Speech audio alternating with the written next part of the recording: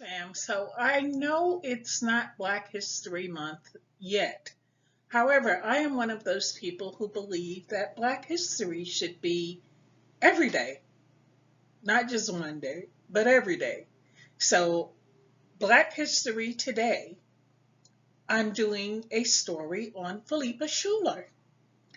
She was a child prodigy and she lived a relatively short life, but I'm going to talk to you about the things that she did in her lifetime. Let's begin.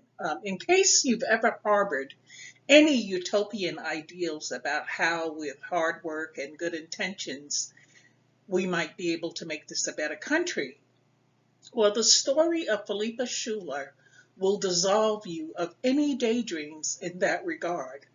Also, if you ever had any mushy personal thoughts about fame and how, if you ever managed to get your picture in a magazine, you could transcend your own personal history and achieve a secular heaven of success, well, Philippa's story will destroy that thought as well. Schuyler was born on August 2nd, 1931, and she grew up in Harlem, New York. She was the daughter of George S. Schuyler, who was a highly esteemed Black journalist, and Josephine Cogdell, a wealthy white Texan from a former slave-owning ranching and banking family.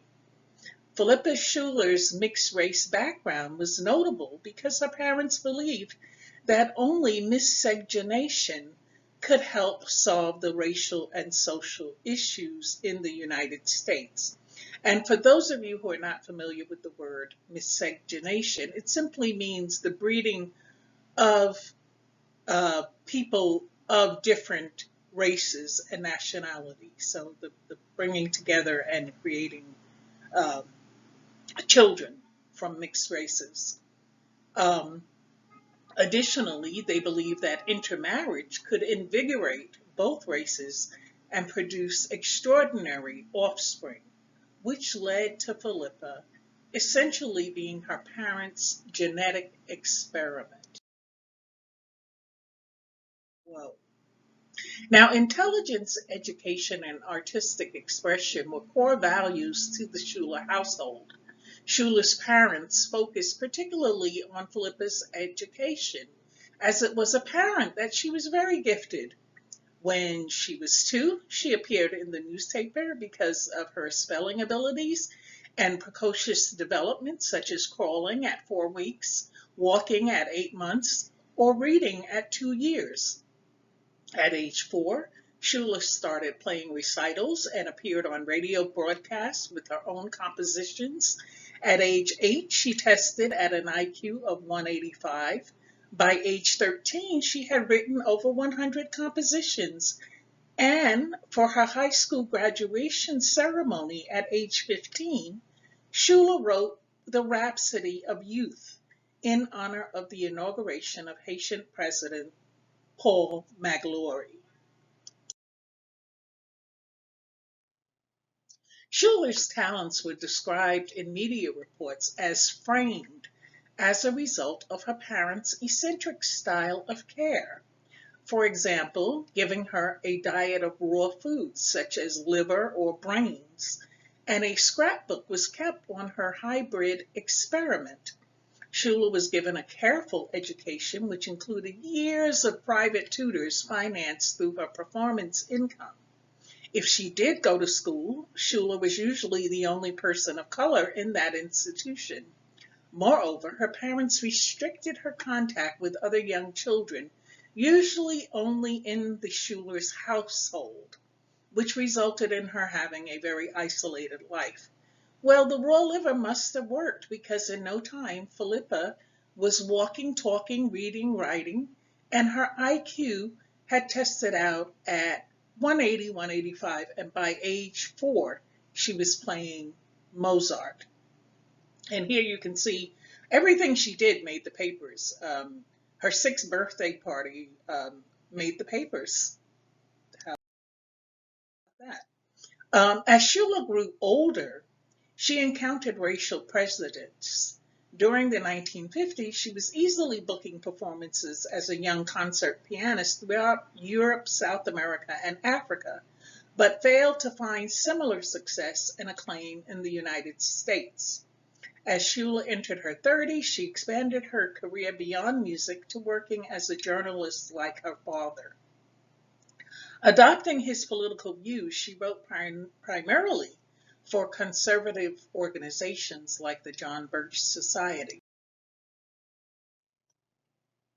As a woman, Philippa would have a terribly hard time making it as a concert pianist. As a mulatto, she would find it almost impossible. She would do well enough as a child prodigy, but there would come a time when she would hit the wall. And here, you can see that there was a school in Brooklyn named after Philippa. And I believe it's a junior high school. It's somewhere on Green Avenue in Brooklyn. A devoted Catholic, Schuyler was fluent in several languages. She published several books over her career, and there was also an interesting take on Philippa's life by Catherine Talalay. By 1965, she was employed by the conservative Manchester Union leader in Manchester, New Hampshire, and soon after she became their correspondent covering the Vietnam War. Tragically, on May 9, 1967, Schuyler died near Da Nang, Vietnam, at the age of 36, when a U.S. Army helicopter she was in crashed into the ocean. This sudden death led to Josephine Schuyler, Philippa's mother, depression, and caused her to take her own life in 1969. George Schuyler later died in 1977. Philippa Schuyler never married.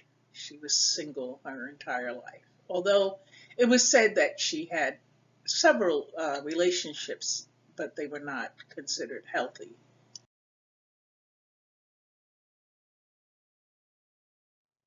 Okay, fam, so that's Philippa's story. A lot of you may not have known about her, but now you do. And I just want to say, family, enjoy life. God bless you. Bless the ministry if you can. Thank you. Thank you, Lord, for the subscribers. Thank you, Lord, for the people who donate to the ministry. Thank you, Lord, for the blessings in my life. And just, Lord, I'm so grateful. I'm grateful to be alive. I'm grateful to be making videos. And I'm grateful for the people that watch them. In the mighty name of Yeshua HaMashiach. Amen.